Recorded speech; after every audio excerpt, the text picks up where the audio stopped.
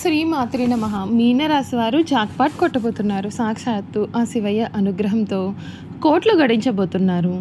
June నెల 15, 16, 17 తేదీల్లో అదృష్ట దేవత మీ తలుపు తట్టబోతోంది. 600 అయినా సరే జరగబోయేది ఇదే.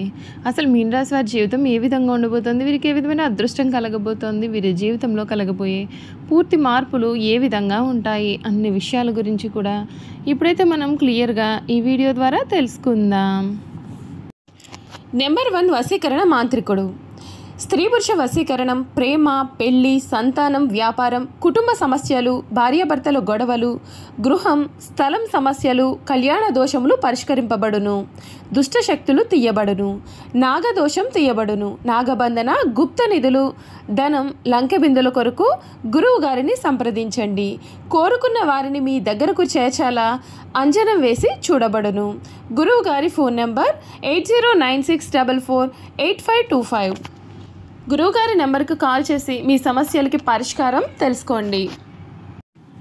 అంతకన్నా ముందు మీలో ఎవరైనా కొత్తగా కనుక మన ఛానల్ని చూస్తున్నట్లయితే తప్పకుండా వీడియోని లైక్ చేయండి. తప్పకుండా మన ఛానల్ని సబ్స్క్రైబ్ చేసుకోవడం మర్చిపోకండి. సబ్స్క్రైబ్ చేసుకోవడంతో పాటుగా పక్కన బెల్ ఐకాన్లో ఆల్ని ట్యాప్ చేయండి. ఈ విధంగా చేయడం ద్వారా మేము పెట్టే ప్రతి వీడియో కూడా మీకు నోటిఫికేషన్ రూపంలో కనిపిస్తుంది. మీరు మిస్ కాకుండా మన వీడియోని చూడగలుగుతారు. ఇక వీడియోలోకి వెళ్ళిపోదాం. ద్వాదశ రాశుల్లో మీనరాశి చివరి రాశి. రాశి చక్రంలో ఇది 12వ రాశి.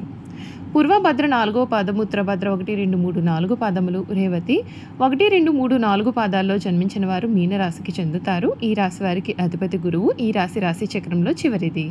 మీనరాశిని శరీరాశి, స్వభావ రాశి, జలతత్వ రాశి అని పిలుస్తారు. మీనరాశి వారికి ఈ సమయం అన్ని విధాలుగా కూడా అనుకూలమైనటువంటి వాతావరణం కనిపిస్తోంది. మీరు కోరిన జీవితం మీకు లభిస్తుంది. ఉత్సాహంగా పనిచేస్తే గొప్పవారు అవుతారు. మిశ్రమ కాలంగా ఉంటుంది. గొప్ప సంకల్ప బలంతో తలపెట్టిన పనులను మీరు దిగ్విజయంగా పూర్తి చేస్తారు. ప్రయాణాలలో ఆటంకాలు అనేవి కనిపిస్తున్నాయి కనుక జాగ్రత్త. శ్రీ వెంకటేశ్వర స్వామివారి సందర్శనం మీకు చాలా చక్కటి మంచి ఫలితాలని అందిస్తుంది. బుద్ధి బలంతో పనులను ప్రారంభించండి. మనోబలంతో నిర్ణయాలు తీసుకుని వాటిని అమలు చేస్తే మీకు చాలా మేలు జరుగుతుంది. ఉద్యోగ ఫలితం మీకు అనుకూలంగా ఉంటుంది. వ్యాపారంలో ఎటువంటి నూతన ప్రయత్నాలు కూడా చేయకూడదు. ఆర్థికపరమైన విషయాలు అనుకూలంగా ఉన్నాయి. మీ నిరంతరం సాధన మీకు అన్ని విధాలుగా కూడా మేలుని చేస్తుంది. ఆరోగ్యం విషయంలో శ్రద్ధ వహించండి. శ్రీ సూర్యనారాయణ మూర్తిని స్మరించాలి. మీకు అన్ని విధాలుగా కూడా మేలు జరుగుతుందని చెప్పడంలో సందేహం లేదు. మీ జీవితం మునుపెన్నడూ కూడా చూడని రీతిలో ఈ సమయంలో మారిపోతుంది. అన్ని విధాలుగా కూడా మీ జీవితం అయితే పూర్తిగా మార్పులైతే రాబోతూ ఉంది. మీకు ఈ సమయంలో మీరు కోరిన జీవితం మీకు లభిస్తుంది. మీరు ఈ సమయంలో కొన్ని పరిహారాలు అయితే మాత్రం తప్పకుండా పాటించాల్సిన అవసరం కనిపిస్తోంది. మీనరాశి జాతకులకు కొన్ని ఒత్తిళ్లు, చికాకులు కూడా ఈ సమయంలో వీరి జీవితంలో కనిపిస్తూ ఉన్నాయి కనుక మీరు తగిన జాగ్రత్తలు పాటించినట్లయితే మీకు అన్ని విధాలుగా కూడా అనుకూలం అయితే కనిపిస్తుంది. ఈ మీనరాశి వారికి ఈ సమయంలో అంటే జూలై నెల వీరి జీవితంలో ఒక సవాలుతో కూడినటువంటి మాసం అనే చెప్పాలి. శని సంచారం అంటే జన్మశని సంచారం మరియు 12వ ఇంట్లో రాహు ఉండడం చేత వ్యక్తిగతంగాను, వృత్తిపరంగాను మరియు ఆర్థిక పరంగాను కూడా తీవ్రమైన ఒత్తిడి కనిపిస్తుంది. అయితే మీ రాశి అధిపతి గురువు 4వ ఇంట్లో బలంగా ఉండడం చేత ఇది మీకు ఒక వరం అనే చెప్పాలి. కుటుంబ జీవితంలో ప్రశాంతతను, మానసిక స్థైర్యాన్ని అందించి మిమ్మల్ని అనేక సమస్యల నుండి మళ్ళీ కాపాడుతుంది. ఇది మీ యొక్క సహనానికి, పట్టుదలకు కూడా అసలైన పరీక్ష అనే చెప్పాలి. వృత్తి జీవితంలో ఇది కొంచెం కష్టపడాల్సినటువంటి సమయంగా చెప్పాల్సి ఉంటుంది. శని ప్రభావం కారణంగా పనిభారం అనేది విపరీతంగా పెరుగుతుంది. ప్రతి పనిలో కూడా అడ్డంకులు, జాప్యాలు ఎదురవుతాయి. మీ 10వ ఇంటి అధిపతి గురువు 4వ ఇంట్లో ఉండడం చేత పనిలో స్థిరత్వం ఉన్నప్పటికీ కూడా ఆశించిన పురోగతి లభించడం లేదనే భావన మీలో కలుగుతుంది. కొత్త ఉద్యోగ ప్రయత్నాలకు కూడా ఇది చాలా సరైన సమయం అయితే కాదు. ఉన్న ఉద్యోగంతోనే ఓపికతో కొనసాగించడం ఉత్తమ. అవసరాలను, ప్రయాణాల వలన అలసట కూడా మీకు పెరగవచ్చు కనుక జాగ్రత్త. ఆర్థిక పరంగా ఈ సమయం కొంచెం కఠినంగానే మీకు కనిపిస్తూ ఉంది.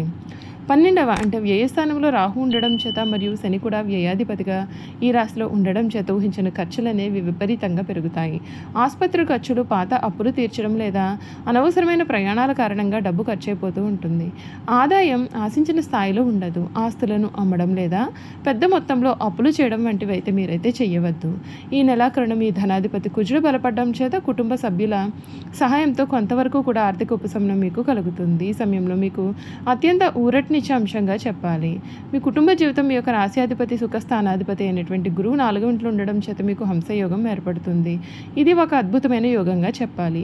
కుటుంబ సభ్యుల నుండి ముఖ్యంగా తల్లిగారి నుండి మీకు పూర్తి మద్దతు ఉంటుంది. ఇంట్లో ప్రశాంతమైన ఆధ్యాత్మికమైనటువంటి వాతావరణం కనిపిస్తోంది. మీ సమస్యల నుండి సేద తీరడానికి మీ ఇల్లే మీకు ఒక కోటలాగా పనిచేస్తుంది. జీవిత భాగస్వామి వారి యొక్క వృత్తిలో కూడా అభివృద్ధి సాధిస్తారు. పిల్లల విద్యలో రాణిస్తారు. ఆరోగ్యపరంగా ఇది సాధారణంగా ఉంటుంది. మీ రాశిలో శని ఉండడం చేత శరీర నొప్పులు, నీరసము, అలసట మరియు వాత సంబంధిత సమస్యలు కూడా తరచుగా మిమ్మల్ని ఇబ్బందులు పెట్టవచ్చు. 12వ ఇంట్లో రాహు ఉండడం చేత నిద్రలేమి, మానసిక ఆందోళన ఉంటాయి. అయితే మీ యొక్క 6వ ఇంట్లో కేతు ఉండడం చేత మీరు రోగాలను సమర్థవంతంగా ఎదుర్కొని వాటి నుండి త్వరగా కోలుకునే శక్తిని పొందుతారు. సరైన విశ్రాంతి, పౌష్టికాహారం తీసుకోవడం ద్వారా కూడా మీరు ఆరోగ్యంగా ఉండవచ్చు అని చెప్పడంలో సందేహం లేదండి. చూసారు కదండి మీనరాశి వారి గురించి. ఈ రాశి వారి గుణగణాలు కూడా ఇప్పుడు తెలుసుకుందాం. మీనరాశి పూర్వభద్ర 4వ పాదంలో జన్మించిన వారు అదృష్టవంతులు, అందమైన గంభీరమైన రూపాన్ని కలవారుగా ఉంటారు.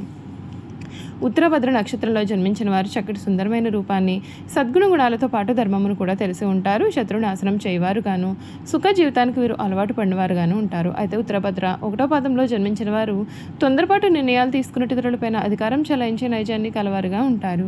ఉత్తరభద్ర 2వ పాదంలో జన్మించిన వారు చాలా అదృష్టవంతులు, గొప్పవారు, పండితులు, వీరితో స్నేహం చేస్తారు. జ్యోతిష్య పరిచయం కూడా వీరికి ఉంటుంది. రాజకీయ ప్రవేశం కూడా చేస్తారు. ఉత్తరభద్ర 3వ పాదంలో జన్మించినటువంటి వారు కళా నైపుణ్యం కలవారుగా ఉంటారు. పరిస్థితి సాంగత్యం కోరుకుంటారు.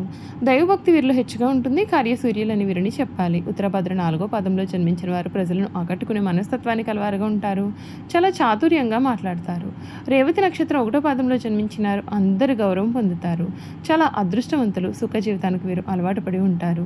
రేవతి నక్షత్రం 2వ పాదంలో జన్మించిన వారు పాప పనులు చేయడంలో వీరికి అధికమైన ఆసక్తి ఉంటుంది. పరిస్థితి సాంగత్యం ఉంటుంది. తమ కుటుంబం మీద కాకుండా ఇతరులపైన ఆసక్తి అధికంగా ఉంటుంది. రేవతి నక్షత్రం 3వ పదంలో జన్మించిన వారు అందమైన రూపాన్ని కలవారుగా ఉంటారు. పాప పనులు చేయడంలో ఎక్కువగా ఆసక్తి ఉంటుంది. రేవతి నక్షత్రం 4వ పదంలో జన్మించిన వారికి తెలివితేటలు అధికంగా ఉంటాయి. మంచి స్వభావం కోరుకుంటారు. దైవభక్తి వీరిలో హెచ్చుగా ఉంటుంది. పెద్దలంటే గౌరవం కూడా వీరిలో అధికంగానే ఉంటుంది. ఈ రాశి వారు స్వసిద్ధంగా చాలా మంచివారు. ఏ విషయాన్ని కూడా రహస్యంగా దాచుకునే ఆలోచన వీరికి ఉండదు. రహస్యంగా దాచుకోవడం వీరికి చేత కాదని కూడా చెప్పాలి. ఇతరులకు అపకారం తలపెట్టడం, కుట్రలు పొందడం వీరికి ఏమాత్రమూ చేత కాదు. వీరు చూడడానికి ఆవేశపరులుగా కనిపిస్తారు, కానీ వీరికి దుష్టబుద్ధి ఏమాత్రము కూడా ఉండదండి. వీరికి ఎవరిపైనైనా కోపం వస్తే వారిలో వారే బాధపడతారు, కానీ అవతల వ్యక్తి మీద అసలు కక్ష మాత్రము తీర్చుకోరు. దుష్టులను కూడా మంచివారుగా మార్చడానికి వీరు ప్రయత్నం చేస్తారు. ఇదే వీరి గొప్ప గుణము. ఈ రాశి వారికి చేతులు, పాదాలు పుష్టికరంగా ఉంటాయి. మెత్తని అందమైన తల వెంట్రుకలు కలిగి ఉంటారు. వీరు తమ ఆలోచనలను ఎప్పటికప్పుడు మార్చుకుంటూ ఉంటారు. నిలకడ అనేది వీరి ఆలోచనలో ఉండదు. చాలా భయపడిపోతూ ఉంటారు. కవిత రచన అంటే వీరికి చాలా ఇష్టం. ఎప్పుడూ కూడా ఏదో ఒక పని చేస్తూ ప్రశాంతమైన జీవితం లేకుండా చేసుకుంటారు. ఏదైనా పని చేయాలి అని అనుకున్నట్లయితే వీరికి ఎవరైనా సరే తోడు ఉండాలి. ఒక్కరు స్వతంత్రంగా ఏ పనిని కూడా తలపెట్టలేరు. చూసారు కదండి మీనరాశి వారి గురించి తెలుసుకున్నారు కదా. ఈ వీడియో కనుక మీకు నచ్చినట్లయితే తప్పకుండా వీడియోని లైక్ చేయండి.